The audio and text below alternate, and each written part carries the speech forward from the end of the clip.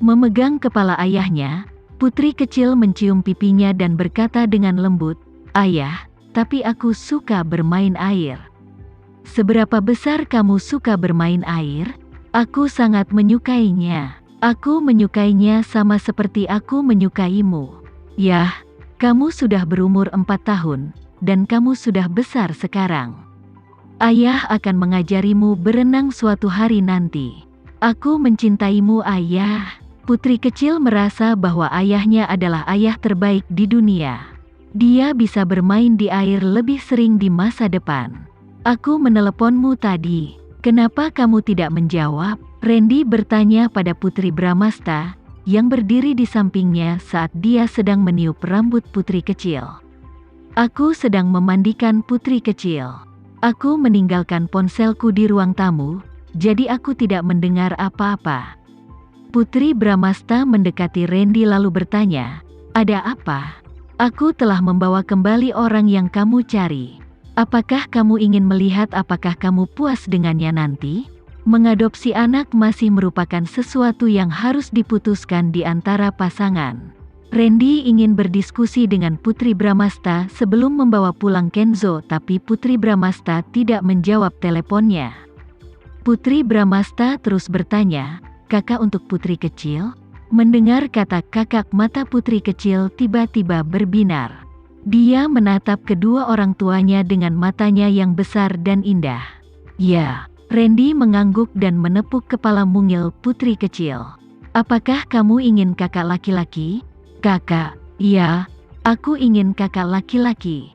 Dalam benak putri kecil, kakak yang dia pikirkan adalah kakaknya David. Dia telah menantikan kakaknya David kembali setiap hari. Bagaimana dia bisa mengatakan tidak pada kakaknya David? "Putri kecil, kamu adalah gadis yang sangat baik. Kamu harus memperlakukan kakakmu dengan baik mulai sekarang, oke?" Selama dia bisa membuat putrinya bahagia, apapun yang diinginkan putri kecil, Randy akan selalu berusaha keras untuk mendapatkannya untuknya. "Ayah, aku ingin melihat kakak." Putri kecil tidak sabar untuk melihat kakaknya David, jadi dia bahkan tidak keberatan rambutnya basah. Namun, ketika dia melihat kakak laki-laki putri kecil menangis karena kecewa, dan tangisan nyaring bergema di setiap sudut ruangan. Orang yang berdiri di depannya adalah anak laki-laki kurus. Anak laki-laki itu menatapnya dengan rasa ingin tahu dengan mata besarnya. Orang ini bukan kakaknya David. Kakaknya David sangat tinggi dan tampan. Kakaknya David akan memeluknya dan membiarkannya naik di pundaknya. Kakaknya David akan melindunginya. Dia tidak ingin orang lain menjadi kakaknya. Dia hanya menginginkan kakaknya David. "Sayang, ada apa?" Putri kecil tiba-tiba terisak dan itu mengejutkan Randy. "Aku tidak menginginkan kakak yang ini. Aku hanya menginginkan Kak David." Putri kecil menangis terseduh-seduh dalam pelukan ayahnya, seolah-olah dunianya akan berakhir. Ketika dia mendengar ayahnya berbicara tentang seorang saudara laki-laki sebelumnya, dia berpikir bahwa kakaknya David telah kembali. Namun, orang yang dilihatnya bukanlah David. Karena dia tidak melihat kakaknya David, putri kecil tidak menahan air matanya. Ini adalah hal yang paling menyakitkan yang pernah dia alami. Dia merasa bahwa dunia ini penuh dengan kedengkian. Ketika dia melihat bagaimana putri kecil kecewa dengan kehadirannya, mata anak laki-laki itu juga menjadi merah, tetapi dia berusaha sekuat tenaga untuk tidak menangis. Dia bertubuh mungil, tapi usianya sudah 11 tahun.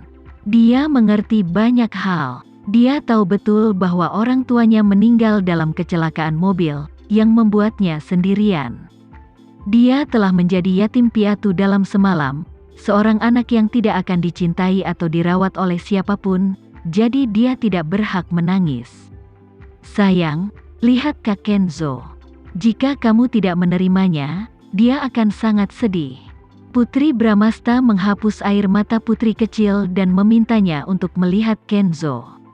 Putri kecil menatap anak laki-laki itu lagi, hanya untuk melihat bahwa mata anak laki-laki itu juga merah, dan dia terlihat sangat sedih.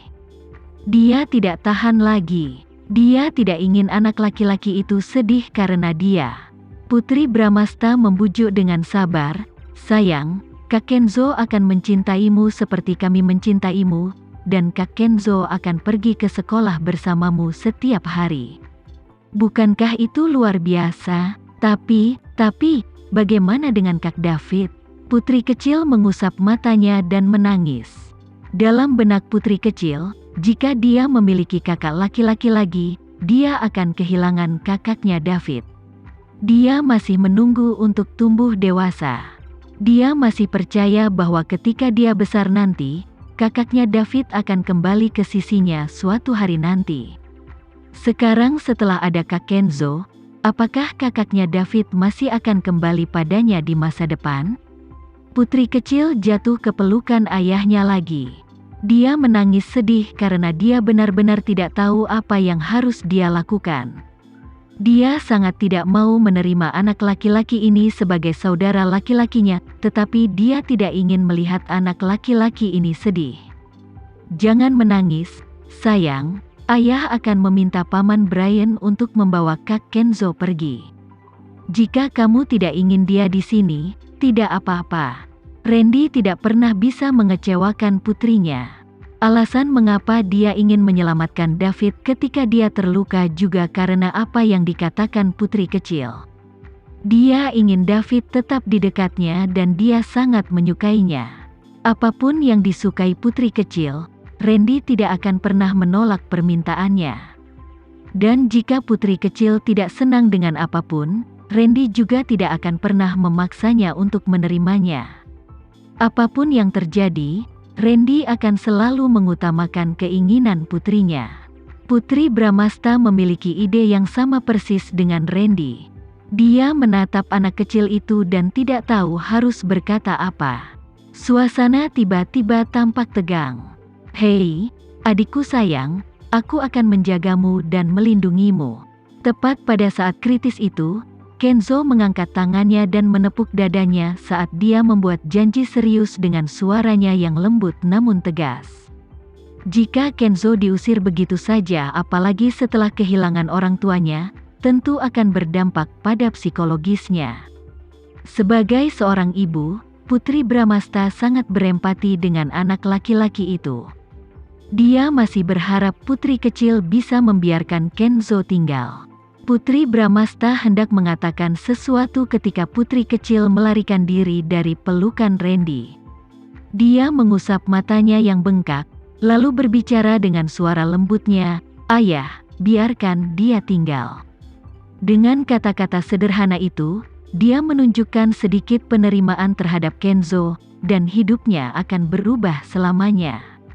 Randy dan Putri Bramasta secara resmi mengadopsi Kenzo, dan dia sekarang bernama Kenzo Elias Sanjaya. Namanya juga ditambahkan ke silsilah keluarga Sanjaya. Itu adalah peristiwa penting bagi keluarga Sanjaya untuk mengadopsi seorang anak.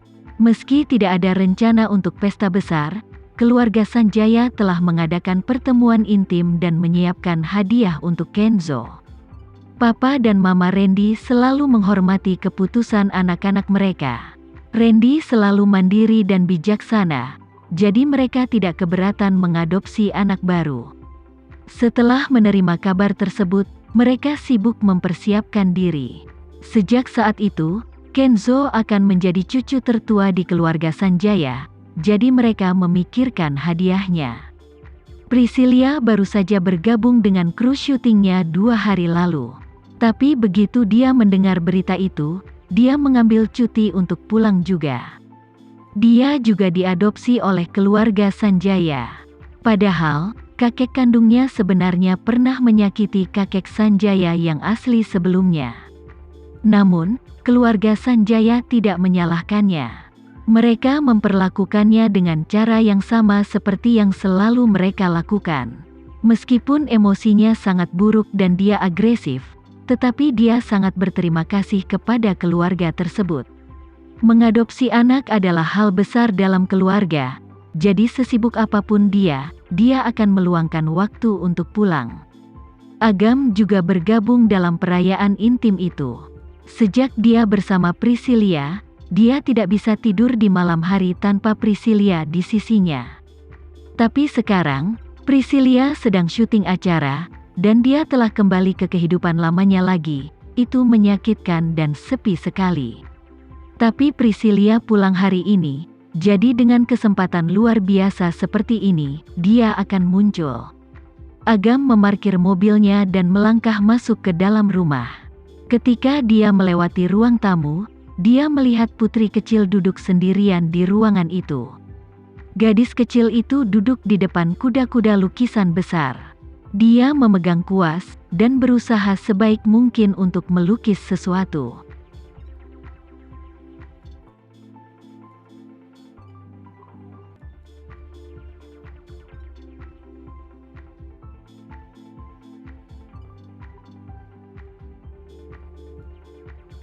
Sekian dulu ya video kali ini, kita lanjutkan lagi videonya di lain waktu. Oh iya, bagaimana menurut kalian? Semoga bisa sedikit menghibur kalian semua.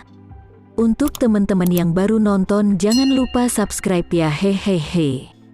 Dan kalau teman-teman ada yang ingin gabung langganan, bisa langsung gabung saja untuk dapat fitur yang menarik dan sedikit membantu Mimin. Terima kasih banyak sudah menonton, sampai jumpa lagi, bye.